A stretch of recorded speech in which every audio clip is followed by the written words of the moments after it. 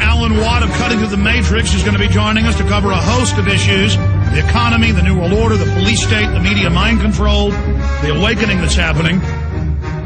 But a caller called in the last segment and was talking about how he listens to me on Global Shortwave. We've been on Shortwave 13 years, and we're on 8 hours a day, the live 4-hour show, and then re-aired, 9 Central p.m. to 1 a.m.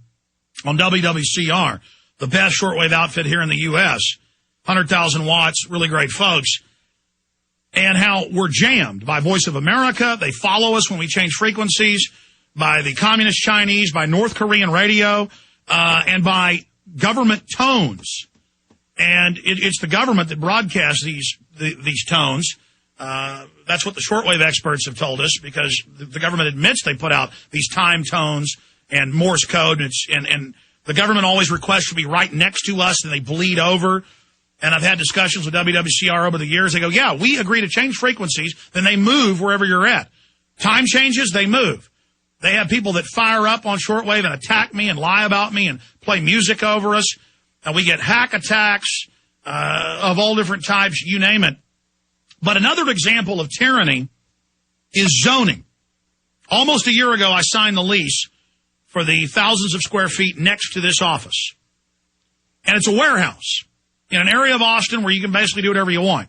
It's a standard building, standard thing we're building. They keep coming in and nickel and diming, saying change this, change that. You got to put in another firewall here. When they don't make the other people in the same complex, the exact same buildings, do it. And they do what they want. They do what they want. In Austin, they harass everybody, but they're really harassing us. Here's the Austin American-Statesman on this. Appeals court sides with South Congress Cafe in city lawsuit.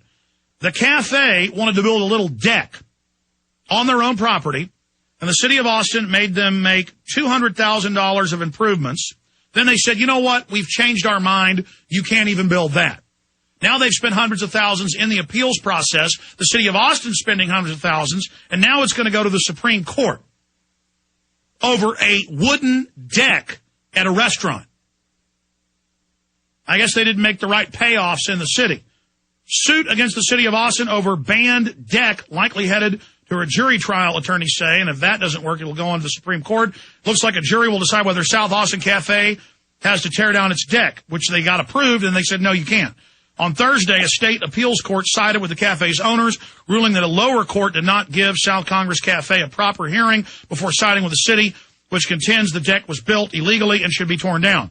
And they go through the whole story of how what Trudy's did,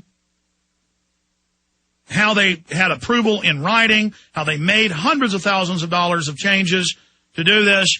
And this is feudalism. In ancient Europe, you couldn't plant onions unless you had an authorization. Serfs couldn't own a knife with a pointed end. They would take serfs who were allowed to, say, have a sheepdog to guard the local noble's sheep, but they would cut off several of the paw digits so that the dog couldn't hunt the king's game, deer, stags. They had prima noctu, where they were allowed to have sex with your wife on your wedding night as a system of control. I mean, and I tell you who's an expert on this is Alan Watt. Let's get into zoning first, Alan, and how it's all written by the United Nations. You know this, but break it down for folks. It's just, I know you go through a lot of harassment and hacking and attacks as well, which is the signet or the certification that you're the real deal. Mm-hmm. I had 3 websites went down last week. And one of them was a transfer from one file to another on the server side, and they lost the last 30 shows. So it takes time. It's really harassment because they know they see them on with satellite uploads. They know it takes me time to upload all this stuff again. It's constant harassment you get with this kind of thing. And Alan, your audio is breaking up a bit. Can you turn your audio up? Yes. How's that? Yeah, that's better. Yeah. As I say, the satellite, too. The satellite, I'm on ExploreNet, which is a subdivision of ViaSat, which is also a subdivision of Hughes Corporation, the military-industrial boys. And they have admitted to me that they've got me on a lock for uploads. So they claim I'm using too much bandwidth and so on. They simply kick me in every 10 minutes, and I've got to wait 10 minutes before I can reset it and upload again. It's nothing but constant harassment. I talked to you about this. Even though you're paying for the bandwidth, they just won't give it to you. They won't give it to me, and I'm paying for high speed, supposedly, and often it goes down to the twice speed of dial-up. Yeah. Amazing. But zoning itself being used globally, we have the same zoning laws in the U.S. you have in Canada, the same in Europe, the same in Australia. Under the green legislation, they're really accelerating that. Yes, they've had it actually for years. We don't realize that for the last 15 to 20 years, every zoning law to do with plumbing, septic, electrical, building codes of all kinds have all come via the United Nations Department. The UN is a copy of your own federal government, only it's designed to handle the whole world's federal government. And they have a department to do with building codes and all that. And I've got this from town planners, one in Cincinnati, other ones in the U.S. states, who are the head planners for the cities. They've told me, and they've written to me, given a lot of information on this. All of this coming from the United Nations, and they're really pushing now. They've set divisions within each country to go around and inspect premises on top of your local building inspector's code. So they're enforcing these world standard codes everywhere. Yeah. And it gets worse and worse and worse and worse. And there's this entire criminal class. Did you see the big Canadian study that the BBC covered where they did tests of people that are self-professed environmentalists, and they're 6 times more likely to steal? They hate their fellow man. They're greedy, parasitic control freaks on average. Did you see that study that came out 2 days ago? A, and B, what's your take on it? Yes, because you would understand the mentality of the people who join what are called fringe groups. It's a science in itself, because communism understands it. All the big movements understand it. The people they go for, who they target, generally on their fringe, they put a personal chip on their shoulder, and they submerge themselves. They actually hate themselves in a sense, but they'll submerge themselves, lose their individual identity within the big group, and then they become devoted, fanatical followers. But you're right, they're not stable to begin with, the ones who join the big groups. And there's a lot of university books out there on this particular subject. It's a science which is used, but they're used en masse for the big boys to get their agendas through. So you're quite right, yeah. Well, Alan, so much is going on in the world. Iceland has said no to the banks. Greece is getting ready to say no to their takeover. They want to launch new wars with Iran.